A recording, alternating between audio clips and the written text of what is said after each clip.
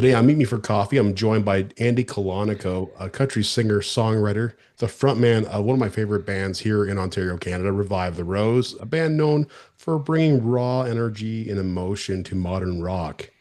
And he's got one foot in the country world and one foot in the rock world, which makes his story really interesting. We're talking about balancing two musical identities and abilities.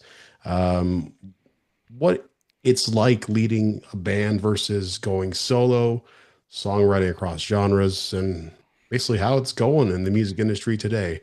Andy, thanks for joining us. Hey, thanks for having me, George. It's a pleasure, man. Long time coming, too. Oh, I know, brother. For people just discovering you, like who is Andy Colonical beyond the music? Andy Colonico is just, it's hard to say beyond the music because that's all I freaking think about every day. And I grew up in that environment. Andy Colonico is a pretty chill guy, I'd like to think, and is down for some dirty wings anytime.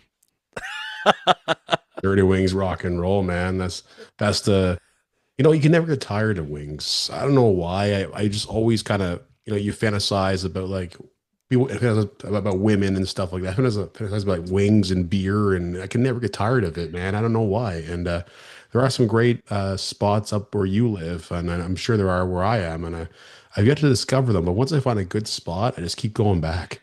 Oh, absolutely, man. Yeah, especially a good buffalo wing. Those when people knock that out of the park, it's like I'm coming back sooner or later. I'll be here. Absolutely. And then sometimes we get kind of delved and brought into this all you can eat wings for a certain price. And it's like, oh, why did I do that? But keeps you crawling back, just like music. And obviously, country music was a plan for you. I would assume, or going solo at some point. But how did you arrive at that decision? Yeah, man. You're right on that. It's been a while, long time coming. Because I remember in 2016, I had actually tried to put out a solo project of sorts for fun. And it was kind of like a mix of genres. Had definitely some country love in there. That's when I was starting to really get into country. It was like 2015, 2016. I was being exposed to a lot of stuff like Zach Brown Band, Brett Eldridge, and Jason Aldean and stuff like that. Guys that just, they got the guitars out, and they're just doing it different. And that kind of inspired me. And then I was also listening to like John Mayer and like Tom Petty a lot at the time too. So I was kind of like, but then I still listen to the Foo Fighters religiously and stuff like that. So I did like a little 5 tracker CD at the time, and it was just called Colonico, my last name. And then I don't know, like the band just kind of knew what was going on already, and I didn't really know what I was doing with this like side thing I had just dropped. So I kind of like took it off all the streaming platforms and just focused on rock and roll for these years. And then it wasn't until 2022 we revive. COVID was very exhausting for us. Although we had a lot of great moments in COVID, it was just like without the live show aspect being as consistent, it was just a lot of hard work. Just trying to get new stuff going and staying on top of everything. And not really seeing the same results as like 2019. You know what I mean? Because 2020 was supposed to be a really big year for our band, and that got shattered pretty quick. And so, with that being said, we kind of wanted to, the boys as a collective kind of just wanted to take a little chill pill for a bit, but still, like, do it. But I said, you know what? I think I need to finally hit the studio and start putting out songs. Because I'm in my late 20s at this point. I'm like, I gotta get some songs out there that I will either never see the day of or the light of day, or I just go ahead and just start recording some stuff. And that's kind of what happened in 2023. I booked some studio time, and that was really the foot in. And then I put my first single out September 2023, and I was really lucky. I got a pretty big support tour like 2 months later, opening for Robin Ottolini and Owen Rigling, Rock and roll, man. and I just kept running. Well, as much as I like rock, I love rock like crazy. Country feels like it's having its moment right now, bigger than ever. Like what do you think is driving that resurgence? I think just like the atmosphere of like between the fans and just the vibe of the industry as well, and just like the mix up of genres happening in country right now. Like that's where I'm having a lot of fun personally because like I'm noticing, like we were talking about Hardy earlier, being new off the mic here. Like there's just guys just doing it different right now, and people are kind of like, because also like hard rock, like early 2000s stuff is still very much popular right now. But then country music's always been popular if you think about it since like, Johnny Cash days and before that even. And now people are putting them two together and that's where I'm like, hell yeah, man! Like I'm down. I'll give you some Nickelback country, no problem. And I think people are just having a lot of fun um, experimenting with it right now as artists too. And I think it's cool. I think it's just it's evolving as sound. It's within your realm, and I feel, to put Taylor Swift to the side, because like, I'm not sure like everything that she's written is that or is actually written by her, but there are people out there, musicians like really gelling the hard rock and the country. It feels fun, right? It feels Yeah, good, right? And there's a lot of musicians out there that feel pressure to chase trends, and are focused on building something long term. I know you are focused on building something long term. That's why I see you. Today you booked a show out west. You announced that. What's something fans would be surprised to learn about how country music actually works behind the scenes? yeah, I think fans would be shocked to see how many co-writers are involved on a song, Even like Post Malone, like I think one of his biggest songs with who was it with Blake Shelton, I think.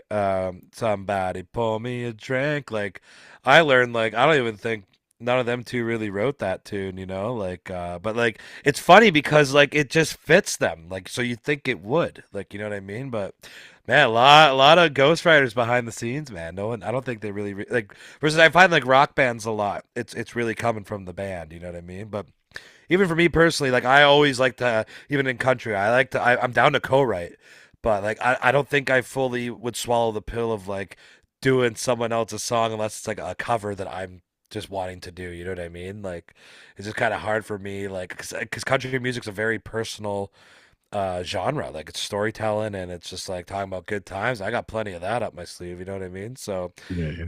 co-writing kind of helps you refine your ideas though, and I like that. I like it's like, oh, this guy's brain's thinking about this. I never thought of that, let's put it in there.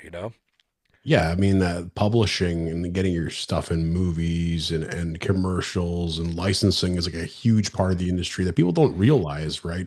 There are people like we spoke about, the ghostwriters, the co-writers, the people you get together with. They're from these publishing houses or so on, and they sit down and they write a cool song, good hook, and it's like, okay, let's pitch it to one of these companies who actually place it in places or get it produced, and they're like, okay, well, this song's pretty good, but who will sing this? Who can sing this, right? And Yes. who do we think, if I'm an artist looking for a song, like can my manager bring me that song? Now, when you're writing lyrics, like do your lyrics come from personal experience or observation? A lot of both. Like a lot of like reflecting on like my past, and that's why countries I find a great outlet for me as well because it's like something I can age into very nicely. Like it's something I can always keep reflecting and keep on like teaching what I know through it. You know what I mean? But it's also like I could write about the good old party times too. And like I know what's up. I might be getting older, but I know how to have a good time. But sorry, what was the question again for that? I said, do your lyrics come from a personal experience Oh, or an observation? yeah. Sometimes, yeah, and sometimes like it's on the fly when I'm like, just out kind of doing life and I just see something and it kind of tickles my brain. It's like, oh man, that'd be a cool concept to write about. Just my immediate thought of like a situation or something, or even my last record. I wrote that record. It's called The Turbo. and it's kind of about my 20s, you know, and capturing the love I have of my 20s from spending time with all my friends and hanging out at the same bar every freaking almost every day, and then going back to the same bonfire pit. I wanted to capture that in a record, you know, and I want people, you know, Perfect. mainly I wanted my friends to have that for the rest of their lives, you know, something to listen to. But it was really cool to see all of the public support it got, like from editorial playlisting and stuff. And now it's like, man, other people get to kind of relate to it in their own way, you know. But yeah, it's cool. You know what I like about you? All the videos I've seen of you performing, I know that if I'm going to come see you, it's going to be balls to the wall. You're not going to leave anything behind. And this is something that I actually look forward to because sometimes I feel I go to concerts and like maybe the artist is very tired or just is phoning it in. Um, is there a moment live where you instantly know this song is like connecting or I'm doing something here that's making a difference? Yeah, man. It's you know, usually I find like because I'm still in most cases an opening act a lot of the times right now because I'm still like you know I'm still new to this stuff, you know. But I know I got my own buzz at the same time going on. But when I'm in like in front of a new audience, like I feel like you know I kick it off with more of like the kind of like the more not generic, but like you know all roads lead to you. Like you know it's kind of more of a just like a fictional story per se. That one because I wrote that in Nashville actually with Pete. But you know, I'll kick it off with a couple of like just like bangers, you know what I mean? And then I find once I kind of get a read off the crowd, then I'm like, all right, let's start diving in a little bit, you know, like let's add some storytelling in between the songs and stuff like that, you know, and then I can finally like I just kind of like to like kick their ass immediately and then get personal, you know. So I find like usually the middle of the set, that's where you're really getting to know what's going on. Yeah, absolutely. And you're a double-edged sword, man. I You have another band called Revive the Rose, and it's really getting a name for itself across, I believe, Canada, and I think you guys are going to branch out of the States too. And I really hope because it's a great name. You guys do have some amazing songs. Um, what does that name mean to you? You guys have built something really cool. You know, and how do you balance traditional country storytelling with a more modern and rocky edge, man?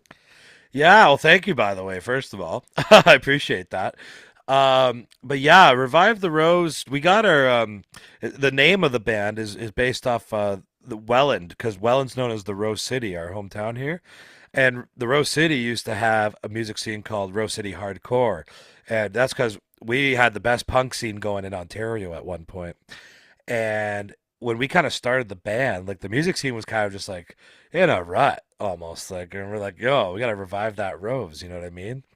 So that's kind of where that spirit in the band is. Like, we're always just looking to like not settle, you know, like we don't want nothing to fizzle out. We want to be, you know, we want to be doing it for real. You know what I mean? And we want to bring back that community, you know, and I feel like we've done a great job of like really helping out, be a part of brewing the up and coming rock scene in Ontario, at least, you know. And yeah, like you said about the States too, we do hope to branch to the States, especially Nashville.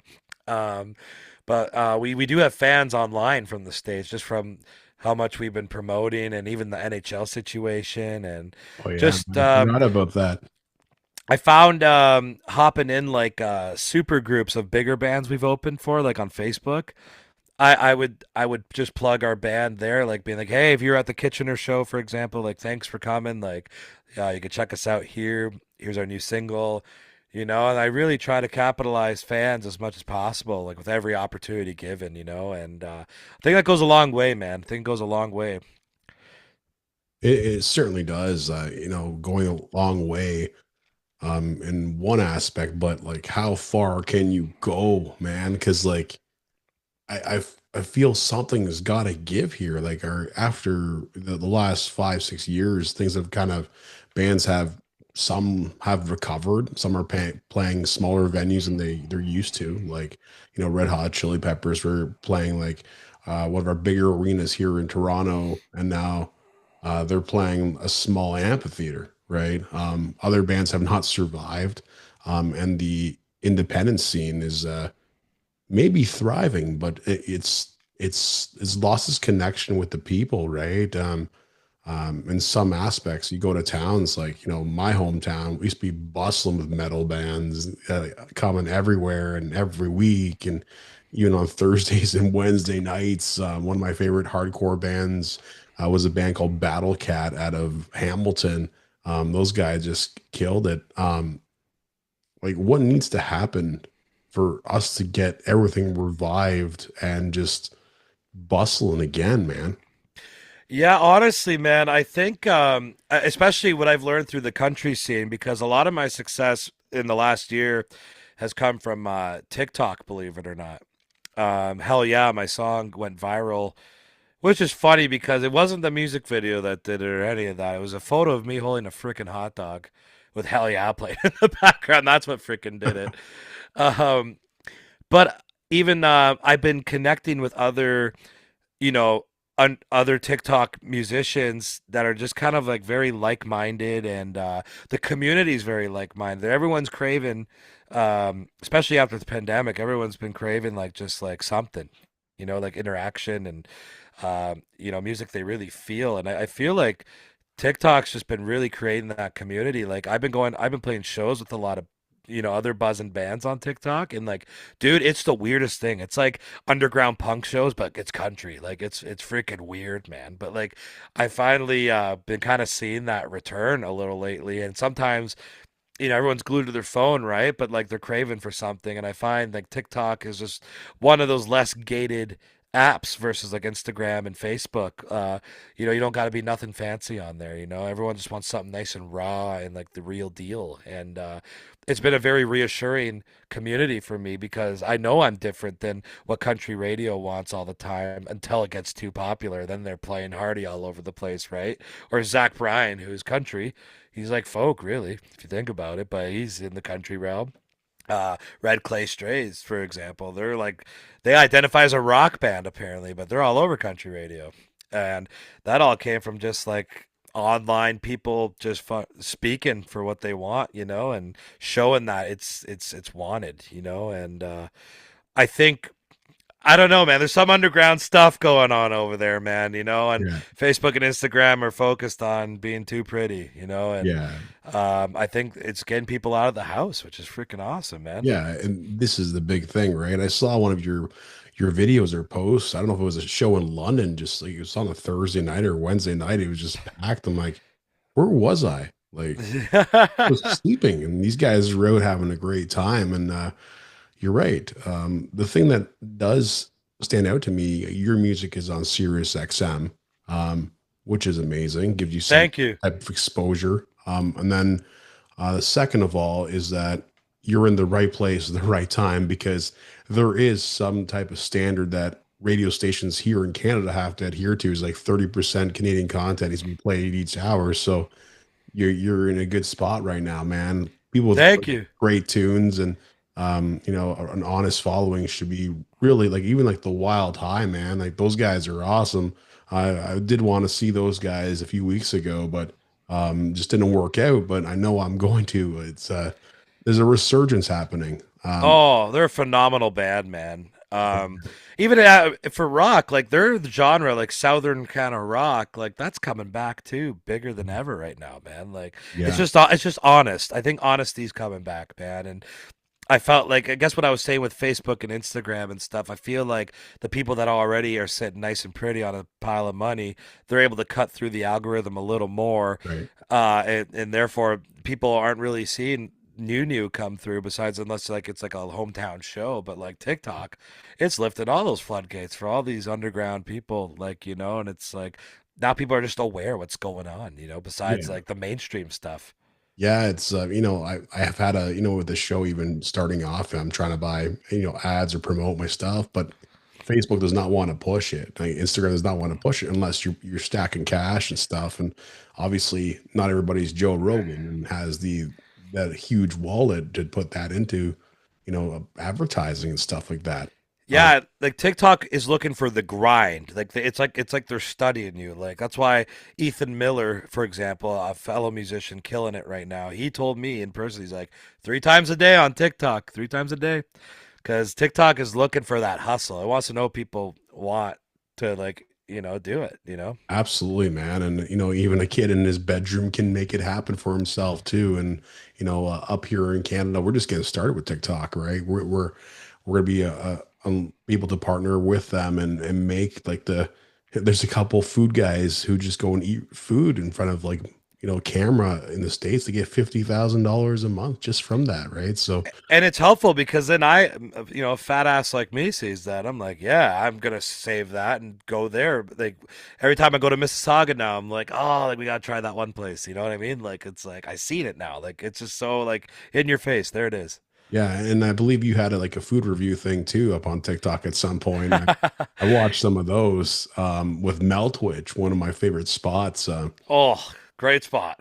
I have cleaned up my diet lately, so you might notice that if you see me in person. But um, I know you spoke about. I don't know if you're still doing the sober thing, like not drinking and stuff like that. Um, Obviously, that may have changed your perspective on life, and everything changed after you made that decision, right?